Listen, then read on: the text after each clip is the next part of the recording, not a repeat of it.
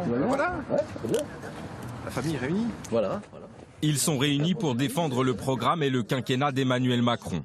Deux figures politiques emblématiques côte à côte, un ministre de droite en poste, Jean-Baptiste Lemoyne, et un ex-ministre, ancien numéro 2 du Parti socialiste, François Rebsamen, qui votera Macron. J'appelle à voter Emmanuel Macron clairement, mais je ne suis pas En Marche, je ne suis pas à Territoire de Progrès et j'aspire à recréer avec d'autres une force de gauche de gouvernement après l'élection présidentielle. Et donc je ne me priverai pas de dire ce que j'ai à dire le moment venu. Tous les deux, on vient d'horizons politiques différents. Lui, social-démocrate, moi, issu de la droite, à l'époque de l'UMP. Mais nous nous retrouvons derrière le projet du président, le cap qu'il trace pour la France. 130 personnes étaient présentes dans la salle, parmi lesquelles des figures locales de La République En Marche, comme Rémi Rebeyrotte et Denis Thuriot.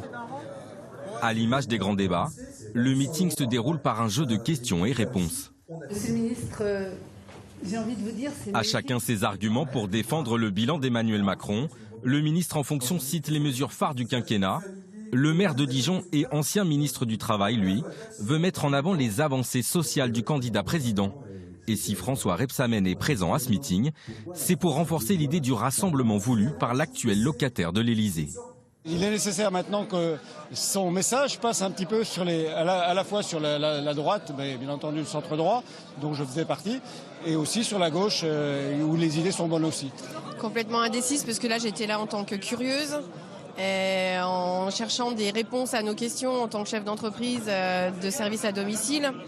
Pour le moment, voilà, le programme est vaste, les réponses sont vastes, donc on attend de voir. Ça montre que même des gens qui n'ont pas toujours les mêmes idées de fond peuvent s'entendre pour vraiment construire quelque chose de plus efficace. À 2 semaines du premier tour, les marcheurs et leurs alliés affichent leur ferme intention de faire réélire Emmanuel Macron.